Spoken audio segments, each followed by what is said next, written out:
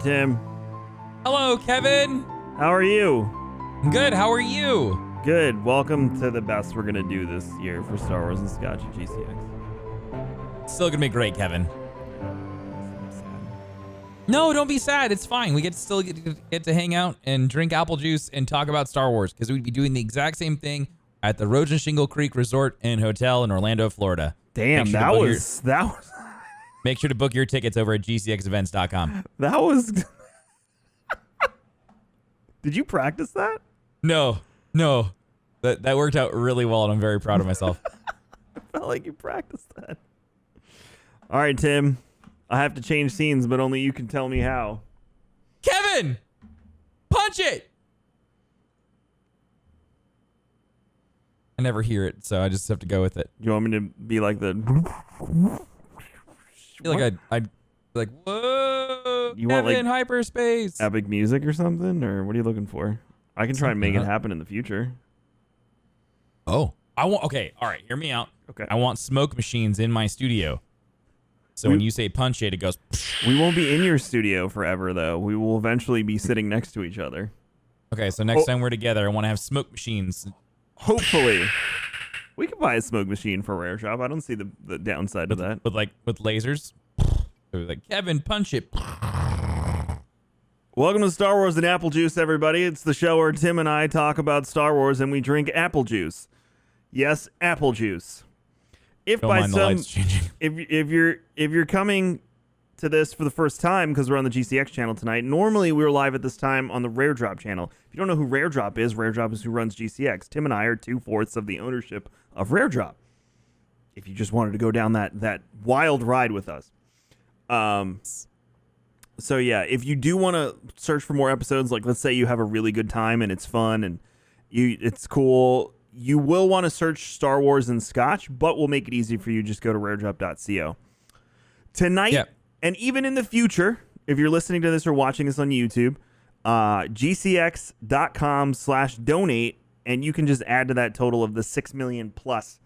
$6,074,538.51 that we have raised for St. Jude Children's Research Hospital this year. So if Sounds really good when you say that. I know, that's why I read it as a full number. It was nicer. So if you want to just continue that, Tim will be reading your donations as long as Alex sent him the URL. And Tim will read your donations. And we have no problem interrupting the show tonight to read donations. So if you want to just add some icing onto that cake for the next hour or so, feel free. We would love to see more donos in the DMs. Cool. I got it. I got it.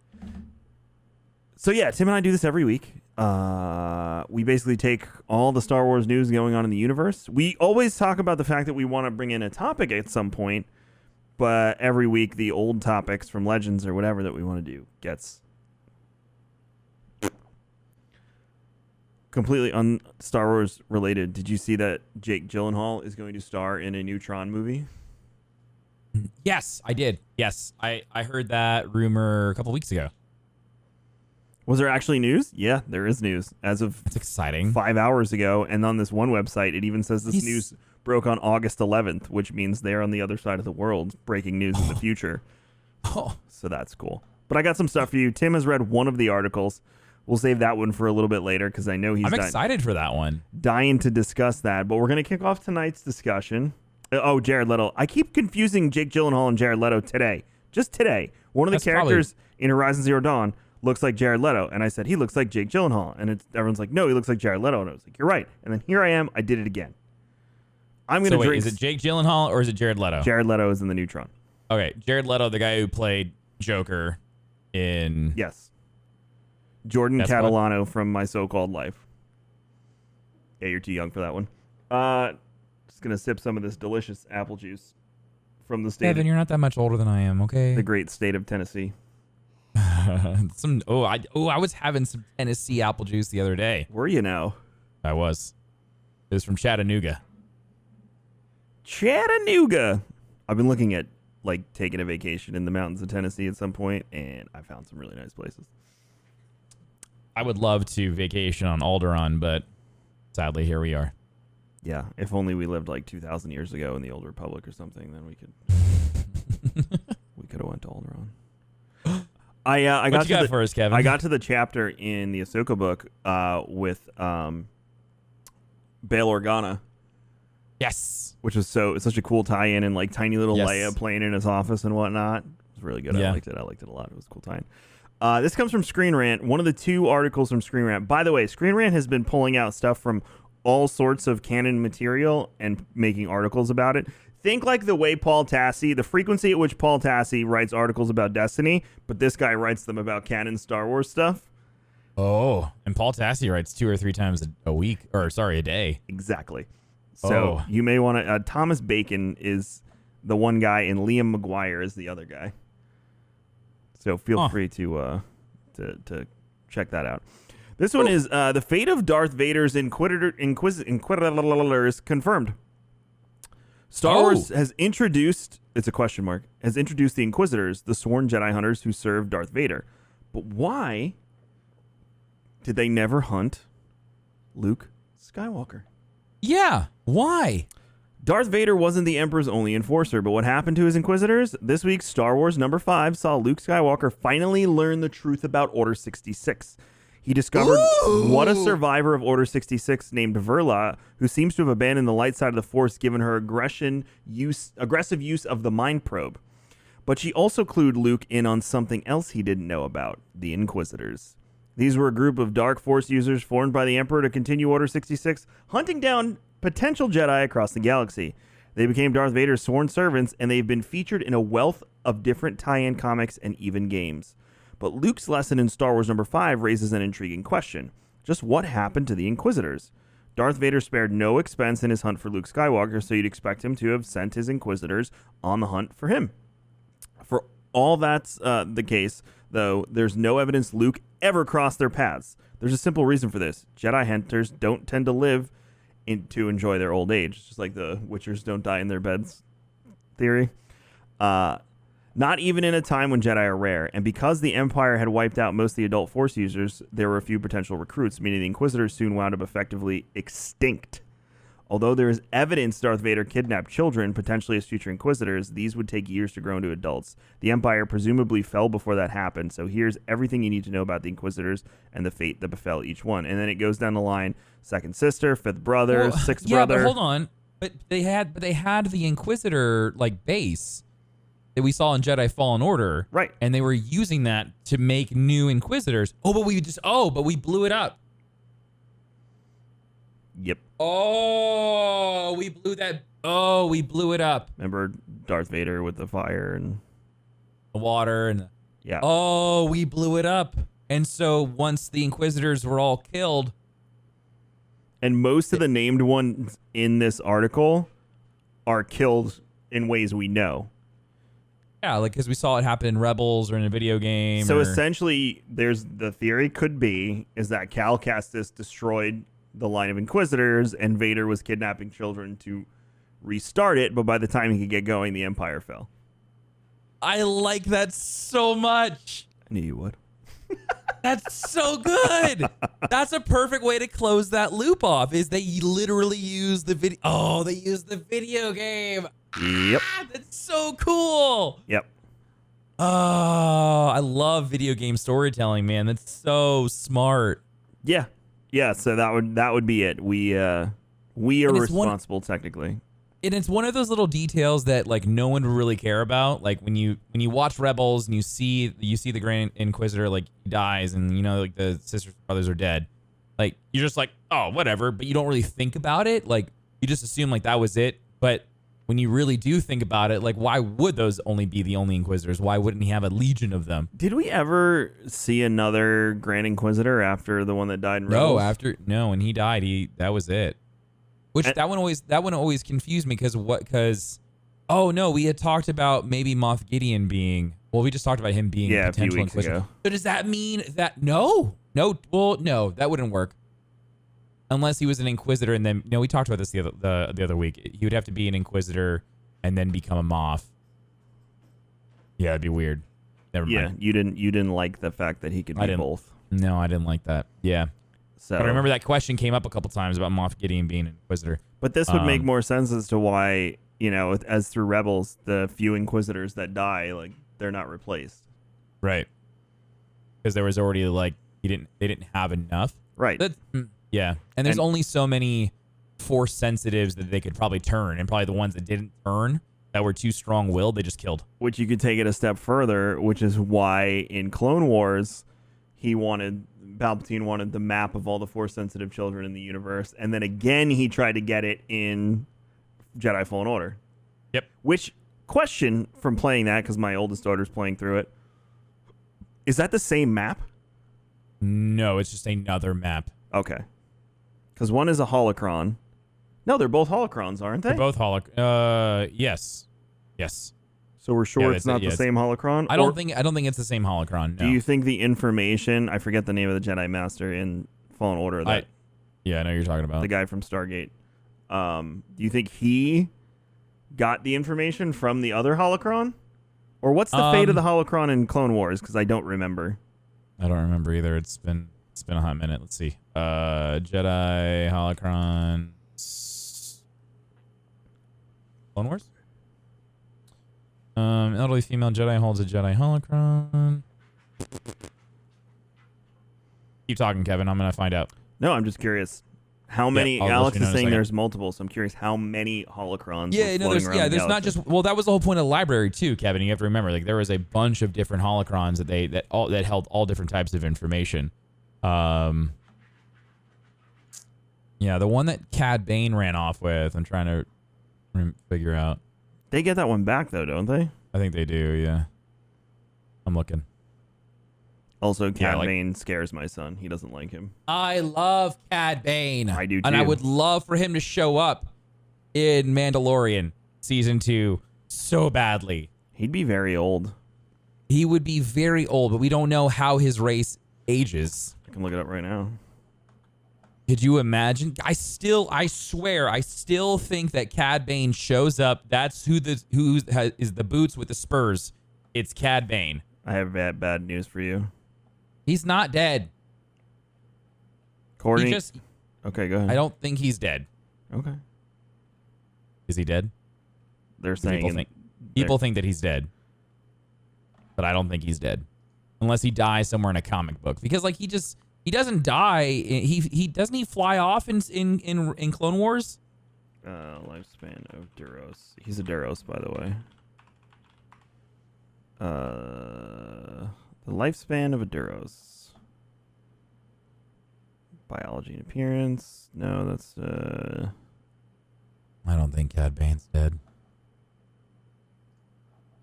Oh wow, that's a crazy looking Duros. They live roughly the same age as humans, Tim.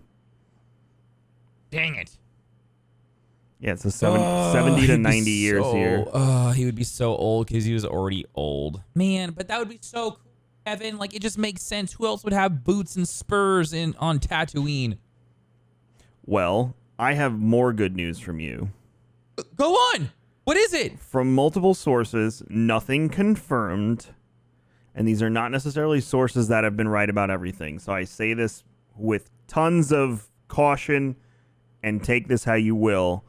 But there's rumors floating around the rumor mill that What's-His-Face has been asked to play Thrawn in Mandalorian.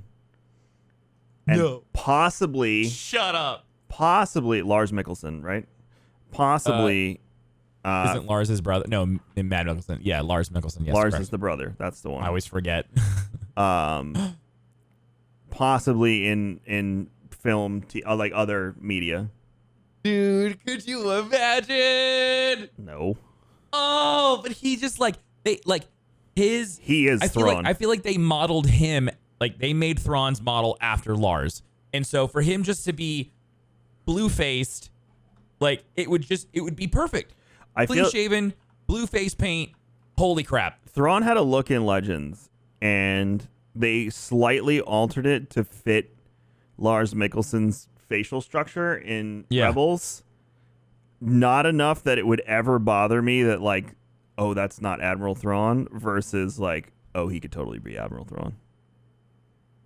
Oh my gosh, Kevin. Lars Mikkelsen, he already plays Thrawn, Alex, in Rebels. So technically Cillian Murphy, he would be good, but it wouldn't be Thrawn. No, it needs. Oh my gosh, but it's the voice, dude. It's everything about him that's just perfection. Yeah. Oh, like that would make so much sense. Why wouldn't he do it? I don't know. Like, oh, I don't see a reason for him not to. oh, I'm so excited. He's got So that would have to be season 3 then. Yeah. Because season 2 is already done. They reference in the rumors, they reference specifically Mandalorian in the future, but then they also say in other Star Wars media. Oh, it's gonna be so good. So again, this is more credence, and this also leads to, this is a quick one from Variety. They announced today that Cassian Andor Disney Plus series has cast Adria Arjona. We don't know. Is the same actor from Rogue One gonna be Cassian? Yes, Diego Luna and Alan Tudyk are coming back. Okay, good. I was like, that's gonna be so weird if it's not them. No, Diego Luna and Alan Tudyk are coming back to play their respective characters. I still have a hard time thinking that his story is gonna be compelling enough to be like a fun, like going to be worth filling in any type of Star Wars gap other than it's just going to be a Star Wars show. They need to go deep into like the spy side of like him getting into the Imperial Army and stuff. Yeah. And all that stuff. Like they need to go deep into the underworld, the underbelly. They need to make this Star Wars 1313 basically. Like that's what they need to do. They need to take this show and show us the side of Star Wars that they've never shown before, the crime, all of it. All of it. We need Hutts in this show. Like, if you don't have Hutts in this show, I'll be disappointed. Because if you're doing anything illegal and you're not involving Hutts in your illegal activity, you're doing it wrong. Yeah. Or stuff with Maul and the Black Sun. Yeah. I'm sure they'll cross paths. See that. I think they'll cross paths. That could have also been why Ray Park was asked to come back and play Darth Maul. Oh, true. Was for that show, too. Hmm. So we'll see. But more further proof that they're really padding out the fact that they want to do a television Star Wars universe through animated and live action. It makes me so happy. Versus doing what MCU did, because they tried that and then Star Wars fans like, no, it's not how we like to consume our shit. So, yeah. I think shows are better for Star Wars. I think so too. Like Marvel animated, my son watches it and a lot of it's just cheesy and not good. Yeah. But now as I'm doing my MCU watch through and reporting back to you after every movie, I'm like, oh, this is good. I wish DC did this. Chat, he watched Iron Man 3. I told him, I was like, text me after you're done. I want to know your thoughts. I was just so disappointed because like I know who Mandarin is from the comics, and to see like the waste of Ben Kingsley used the way he was, he's like a phenomenal, world-renowned. He's a sir. He was knighted by the Queen. You got to be pretty good at acting. Yeah. And as funny as the scene was, because it's very funny, doing that to Mandarin was like, and then the dude at the end was like, I've been Mandarin all along. It's like, yeah, we already knew that, but you're not nearly as exciting as the idea of Mandarin before. Which my chat was saying today. Like, they think Mandarin's still out there. Oh, the actual version. So, with the 10 rings and all that stuff. But the last scene was cool. Anyway, back to Star Wars. So yeah, the television universe is the way forward because Star Wars can lean on what they do good, which is animation.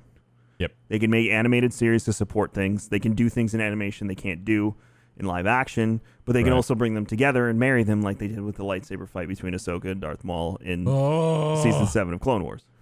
So good. So, I mean, yeah, like some of my favorite lightsaber fights are animated. They're not even live action. Like obviously Duel of the Fates is probably the best one ever. Yes. But second to that would be the rematch of Maul versus Obi-Wan because it's so impactfully yet short. So well done. Ahsoka versus Vader and Ahsoka versus Darth Maul. I'm sure you've seen this, but have you seen the reshoot of Obi-Wan versus Vader in the Darth? On the, yeah. On the Death Star. It's so interesting. It's so cool how they took bits and pieces from the original movie, and then of course like they did their own like stuff, and then kind of meshed it together. But I always get tagged in that video every couple of months. It'll pop up, and everyone's like, "Have you seen this?" I'm like, "Yeah, it's pretty popular." How much do you hate the explanation when someone tries to explain away the original fight? And they're just like, why they were fighting the way they're doing, because they were fighting with their minds, not with the lightsabers. Like, shut up. Shut up. No, it's because Lucas didn't know how to choreograph anything when he first started. He also didn't have like a $bajillion budget. Yeah, he didn't have a crazy budget, and the guy who is the body actor for Darth Vader was professionally trained in fencing. So they relied on him to kind of just like take the reins for that fight scene, because they didn't know what they were doing, and that's how we ended up with what we got. Ahsoka is allegedly going to be Rosario Dawson, Alex. Allegedly. I don't see why she wouldn't be. I don't either. But I don't either. More news. Stories of Light and Dark audiobook, which is a Clone Wars audiobook, is coming. And they're doing it in a theatrical audiobook using actors and actresses from the show. Oh. So that's the one thing that I really love about the Star Wars audiobooks is that they will do sound effects and stuff in them. It really makes you feel more immersed in the story. Yes. Like you've noticed, like when speederbikes go off or blasters happen or a lightsaber turns on, like they really just like, and they don't do it all of the time, but it's enough to like they'll do like background noise, like ambient sound, like winds blowing, crickets chirping, just kind of just like to set the mood and the tone. And that's just like, that's a really fun way for me to consume that type of medium is to do an audiobook instead of like just reading a normal paper book. Right. Yeah, no, and what is the difference between the normal Star Wars audiobook and a theatrical audiobook? Is it going to be literally like everyone has like each character is going to be tied to an actor who is going to have their own voice attached to it, and then will they also have like is it literally going to be a movie with like the old radio shows that they did? Like, I think so, because there's 1, 2, 3, 4, 5, 6, 7, 8, 9, 10 voice actors listed in this. Holy crap, that's a lot. Yeah, I think that's the way audiobooks are heading, especially in like fantasy settings like this, because it's probably also now with COVID, it's probably a little bit more entertaining. And you can't like when movies aren't coming out as often, you could do it with audiobooks. Probably a little bit easier. Everyone could just do it from the house. Yep. And listening to an audiobook is still very engaging because I'm getting other stuff done, like making breakfast and doing stuff, and I'm still tied into the story and not having to stare at a TV screen. So it's been good, and I'm enjoying the Ahsoka book. I can't wait to get to more books now. That way, I do miss like sitting down and reading, but straight up, I don't have time. Exactly. So this has been a wonderful. Or if you just want to sit down and just look at the backyard and not think about turning a page, or you literally just close your eyes and just focus on it. It's great. Tim, Vader Immortal is coming to PlayStation VR. So the stuff that I've already have on my computer? Yep. So more people can enjoy it, and there's been some updates to it. I still need to apparently play they added a double bladed lightsaber, and there's more stuff to do in the dojo apparently, which is cool. But I want to see like more story additions. That entire thing would actually play into the stuff that we want to talk about later with Vader. Kind of like this, like that entire story arc, though. 1, 2, and 3, the 3-parter was all about Vader trying to figure out how to bring Padme back to life. And so he goes on this quest, and you eventually learn about the quest of Vader doing what he's doing like in the comic books right now, is like learning more about Padme and trying to figure out like what he can do outside of the normal force that he was taught by his Jedi Masters or by the Emperor. And he's trying to go deeper into the Force, and so it's really good. That was a good segue, Tim. I like what you did there. Kevin, I'm really on point today. To the article, also from Screen Rant, Darth Vader visits Padme's Naboo tomb and faces Seb. Is that how you say your name? Getting there, Seb. Yeah, I think Seb. Nice. So this is spoilers from Darth Vader #4 on Marvel. So if you're like, I can't know, get out. This is your warning. Darth Vader's quest to find out what happened to his long-lost son and who caused the death of Padme has led him to her burial site. So at this point in the comics, too, he doesn't even know he has a daughter. Because it's not till... Is it Empire? Empire. Ish, yeah. So you have a sister. Is that Empire? Empire. So that line is from Return of the Jedi. It says, "Oh, a sister. So you have a sister." Yes. Obi-Wan tried to hide her from In retrospect, me. when I told Audrey that we were having a baby, I totally should have, like, just showed her the sonogram and been like, "So you have a sister." I told her that, and she was like, "Dad, you really screwed that one up." And I'm like, I'm sorry, I'm a failure. Darth Vader's on a quest on Naboo to find out how his former wife, Queen Padme Amidala, had died. Lol. So that whole part right there, I absolutely hate. I hate everything about that entire sequence of events. She goes to Mustafar. She's heartbroken. He force chokes her, and then he's the last person who had his hands on her, and then he believes that it's Obi-Wan who killed her. If I remember correctly, yes, because doesn't he get her? How does she get into the ship? Doesn't Obi-Wan takes her into the ship? Yeah. So does he see that? He has to. Okay. That entire thing just blows my mind. I don't understand that storytelling. That's why. There's a few things going on there. One, he's not going to take the blame for it because it was the one thing that he wanted was to keep her alive. So he's going to live. He's been through a lot at this point. He's going to live in denial on that one. Two, hate it. Two, it almost gives him another reason to hate Obi-Wan. I guess if he just believes the lie, I don't know, dude. I hate it. So I'm not a big fan of it. I mean, I'm more always annoyed of like that she just quote. I think it was the novel version of Revenge of the Sith that says like she lost the will to live or something. No, that's what the robot says. Like Obi-Wan's like, "What's wrong with her?"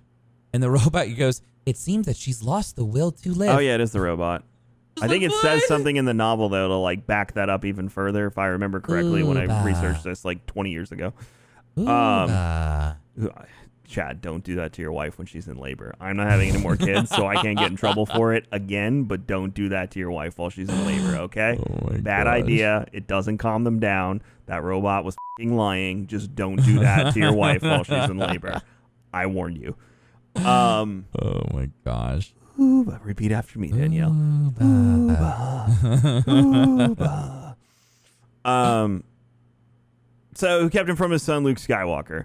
The journey already proved difficult with Sabe, his Padme's double, orchestrating a revenge plot to kill him, and it's not getting any easier for the Sith Lord.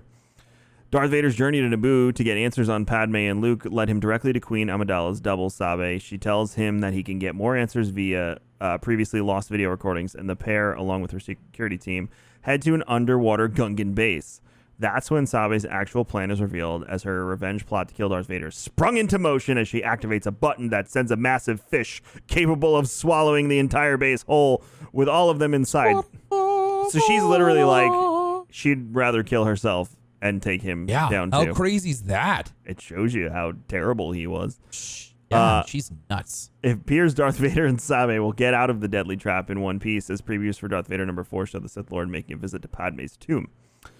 In a new preview for Darth Vader 4 by Greg Pak and a few other people, Darth Vader is out of the Gungan trap and is fighting Naboo citizens with death troopers by his side. Is that dope? I thought that was so dope.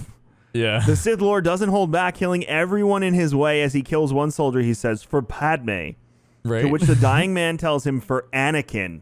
I know. I was like, wait. Once they clear out the attack, Darth and his troops end up at the Queen's tomb.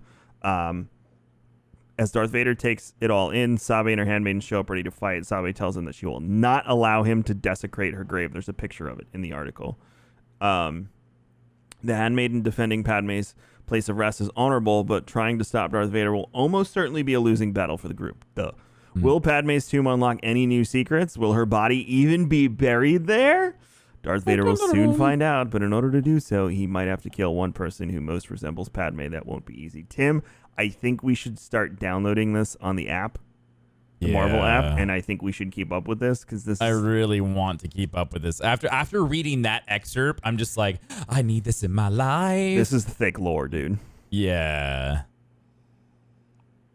So very, very much yes to doing like a weekly recap of a comic book, whatever the flavor of the month is. Yeah. So I think I'm going to add this because I have the first five of the Kylo Ren comic. I think I'm just going to buy the Vader ones too. It's a write-off, Tim. Yes, it is. Yes, Kevin. Because we can do that, chat. You can't. Well, I can. If they start a show talking about Star Wars, they can. Oh, true. Okay. Yeah. You'd also need a business on top of that. But don't do that. I wouldn't do that. Just watch this one. Don't do that. Exactly. If you work really hard, you could maybe one day be a guest on this show. If you work really hard and just believe in yourself. Wishes. Don't listen to people that say that. Still work really hard, but don't listen to people that say that. There's a new excerpt from the new Thrawn Ascendancy Chaos Rising book that is coming out by Timothy Zahn. Crap, I gotta finish the other ones. So the excerpt's in here. I'm not going to read the whole excerpt. If you haven't read this and read the excerpt from the first chapter of the High Republic book, which is pushed back to January, and that sucks. But also with the way 2020 is going, it's terribly dragging on while going really fast at the same time. So we'll be in January before you know it. Yep. But yeah, check that out. It's out there. Just Google it. I got it from StarWarsNewsNet.com. The excerpt's in there if you just want to take it straight from the article. And it's cool. It's cool. More Thrawn. Cool. I think that's the series I'm gonna do next on. Thrawn is really, really good. He's just a really fun character to get to know, and just it all starts to make more sense. Like when you really start to see like just how he is as a person and like the way he thinks, it's just well written. It's very, very enjoyable. And also just it helps bring his character more to life from Rebels. Like you start to see like why he behaves the way that he does. And actually there's a part in Thrawn that actually mentions some of the Rebels. So that was cool. We're going to end the show with questions. Tonight we're going to take questions from chat. We're not doing Slido. Normally when we do the show on our channel for Star Wars and Apple Juice, we'll take questions through a link. You guys can submit them beforehand. Tonight, we're just going to pull them from chat. But before we do that, the Resistance Broadcast, which is the Star Wars podcast, brought up a very interesting topic this week on their show. And they said, what could the inevitable Star Wars Episode 10 be about? Now, they discussed everything from when to what. And I figured I could bring that discussion here to piss everyone off and have a good time. Nice. Good. Let the hate flow through you.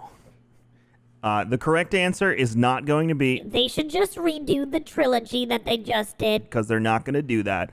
Man, so let's be adults and let's be realistic about this. What could Episode 10 be about? My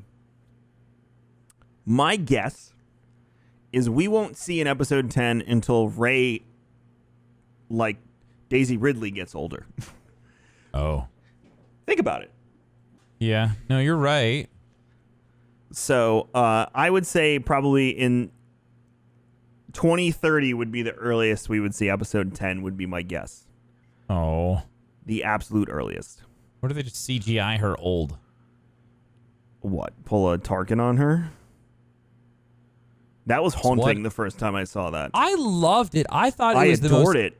But I knew amazing way to bring him alive. I know that man's dead. That's why it was haunting, Tim. I know. That was the best part for me personally, and even just seeing like young Carrie Fisher.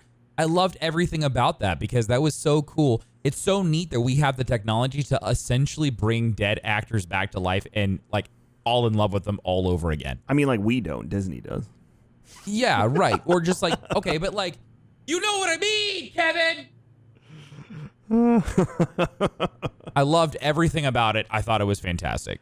What I think it's going to be about, obviously the easy route is to say like she's rebuilding the Jedi Order and da-da-da. I want more of a exploration of her finding balance in the Force.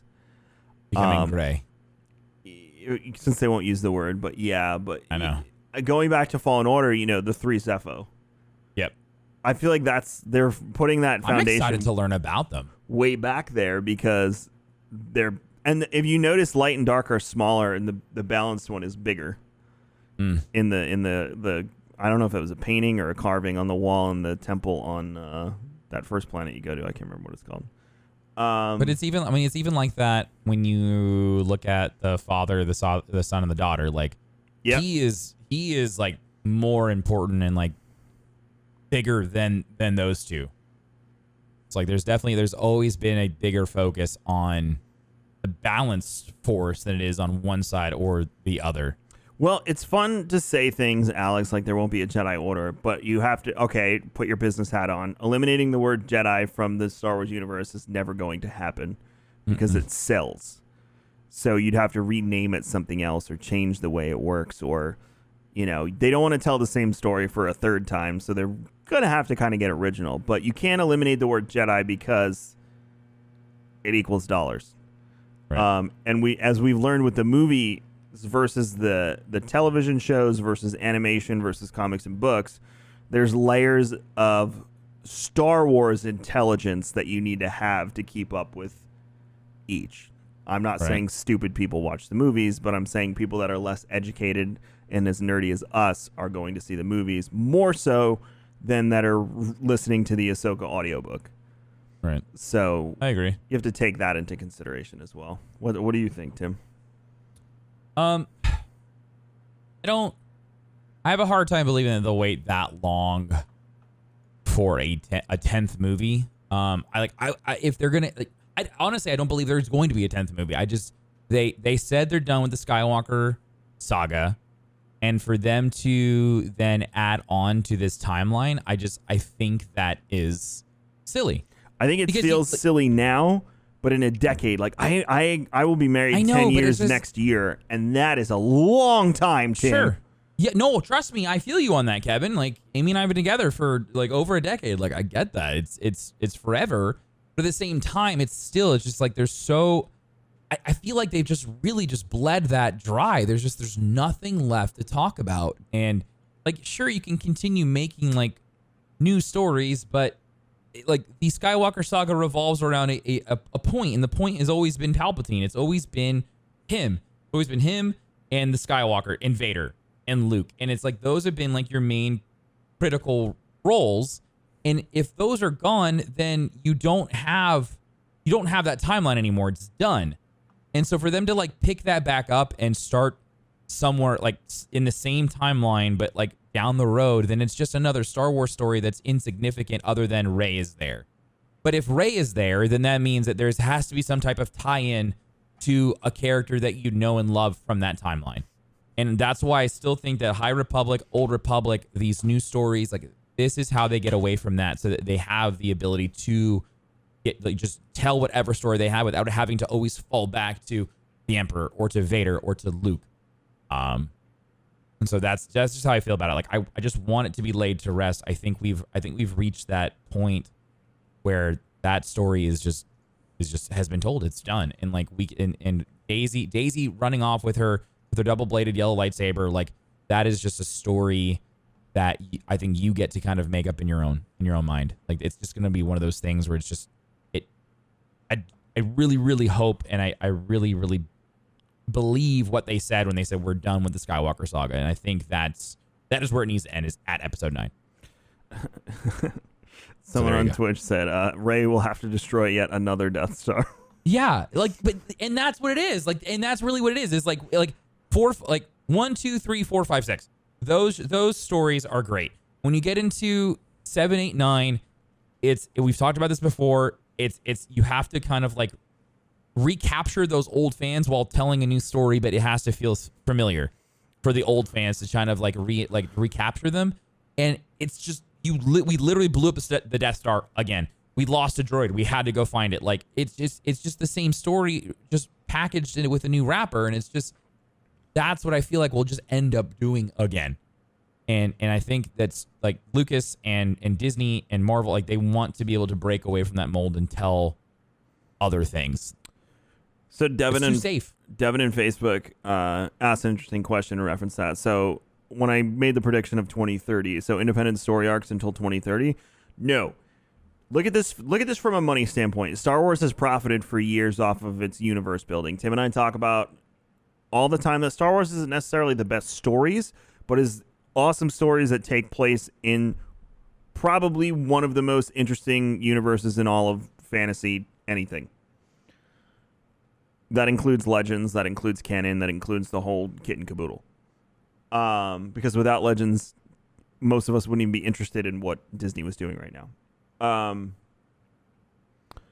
Their play and the reason they built the theme parks and a lot of the merchandise and media into a place where it was in a timeline in Star Wars was to go back to the past and create the same kind of universe building with a history, but almost balance everything to a point where they can sell each item, each place in the universe as its own item.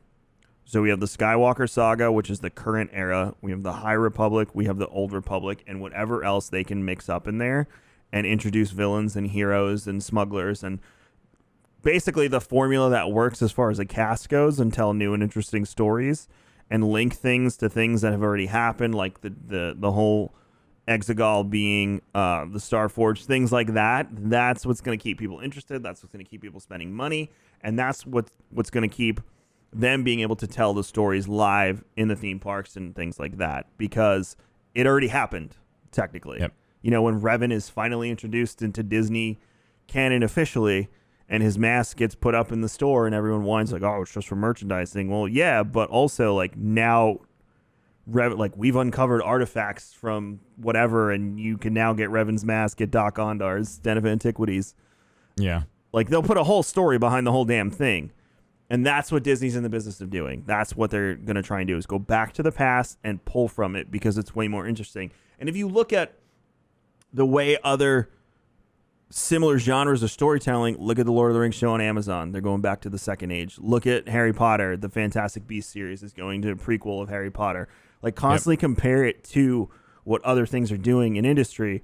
People love to hear the history. They love to hear where stuff came from. They love to hear what happened first. So that's what Disney is doing.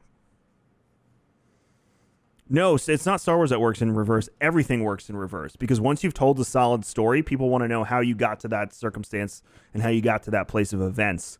Right. That's what good storytelling does. It gets you interested in what happened before and what happens after, obviously. Agreed. Anything else, Tim? Oh, you done good, Kevin. Any other questions, Facebook chat and Twitch chat for me and Tim? Before we bid you adieu, and or Kevin and I, anyone? I mean, Star Wars fans complain about everything. We've established that numerous times. We have definitely established the fact that Star Wars fans can just never ever be happy. They're always miserable. They're literally the most miserable fan base. And I think, and I want to, I want to say it's because they are so passionate about the thing that they love. And I think that's where a lot of that comes from, is because they hold it to such high expectations, and it's not always delivered to that level for whatever reason. You know, whether it's because direction of art, you know, or how they feel like the story needs to go. It's just like it's like that with anything. You know, it's like that with video games or movies or TV shows. Like you're always gonna it's always gonna go in a direction that you don't feel like is the best for that, and it is what it is. Jedi Origin series would be interesting. So when Benioff and Weiss, who made Game of Thrones, were supposed to work on Star Wars, supposedly they were going to do their movie was going to be the Origins of the Force. Ooh, I would have. Oh man, that was supposedly what they were going to work on. I think we will learn more about the origins of not necessarily the Force, but the Jedi and the Sith in Jedi Fallen Order's trilogy. Well, the question is when you bring the Rakata into it, because the Rakata used to be like, I don't want to say the first race, but the race that like gave the universe its technology and all that stuff and helped advance it, built the Starforge, all that. As now we've been introduced to the Zepho in Fallen Order. So if the Rakata are still canon, which there's hints to it being because Rakata Prime as a planet is canon. God, I love ricotta cheese. man, on some pasta with some red sauce. Oh man. Yeah, good ricotta cheese. So I don't remember this. So they're from their story was told in the first Knights of the Old Republic. it was. Oh man. Yeah. Wow. It's been. Well, That's the race with the the weird eyes that go out, and they're like, they're the ones that built the Starforge. They're the ones that basically created all the problems that the Sith would later find and be like, ooh, this is fun, and cause all sorts of issues. Yeah, they're in SWTOR too. Yes. Okay. I know. Yes. You fight Got them it. on the, I think it's Rakata Prime, which is the last planet. You fight a lot of them, and they just scream at you the whole entire time, like. How much Kevin, lore what? and info is available on Mace Windu? There's more in Legends than there is in canon. Go back and read the Legends stuff if you haven't, Justin. We talked about some of it on last week's show. He's super interesting, and I hope they develop more of his story into the canon stuff along the way. Another good place to not learn more about Mace Windu, but to see more of him, especially in action, is Clone Wars. He's a huge character in Clone Wars. These guys are terrifying. Oh, the Rakata? Yeah, they're really nuts. They're nuts. The Force is strong with us, according to Tim from Facebook. Not you, Tim. The other Tim. Also, Tim's birthday is on Friday, chat. Just remember It that. is on Friday. Just remember that when you go to his fb.gg/darkness49 on Friday. Wink. Wink, wink, wink.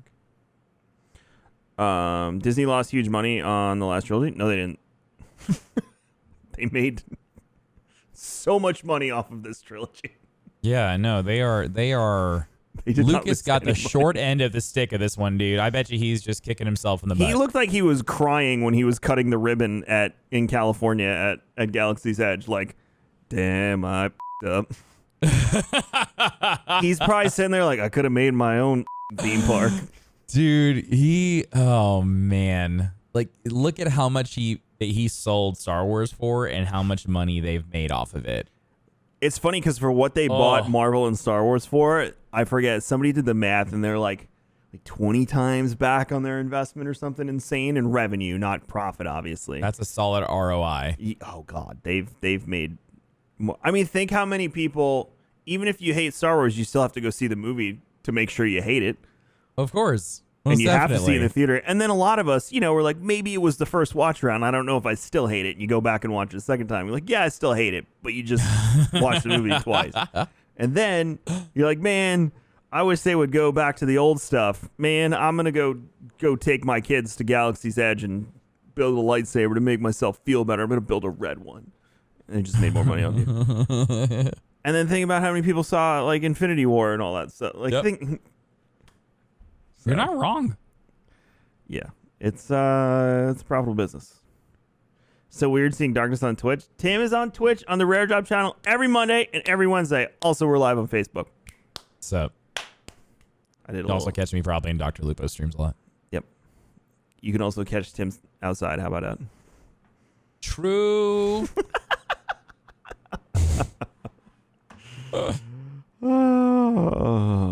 All right, you guys don't have any more questions because if you did, you would have asked them already. Fantastic. But we've talked about some fun stuff, though. Yeah, there's a lot going on. We'll be back next Monday on twitch.tv/raredrop and fb.gg/raredropco, 7 p.m. Eastern for Star Wars and normally called Scotch. Tonight it's Star Wars and apple juice.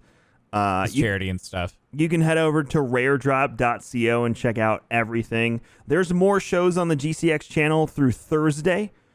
Basically, these are a lot of the panel ideas that we had for this year's GCX event, and we were unable to bring to you live for obvious COVID reasons. So we're doing our best to give you a digital show. Obviously, no charge, no nothing. The only thing we ask you do, throw a couple bucks to St. Jude Children's Research Hospital. We know that you've already raised $6,074,565.51.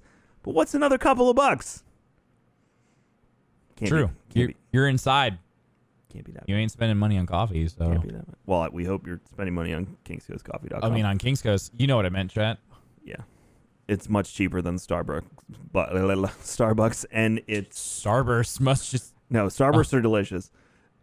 It's much cheaper than Starbucks. Too much apple juice. And Now I'm thinking about it.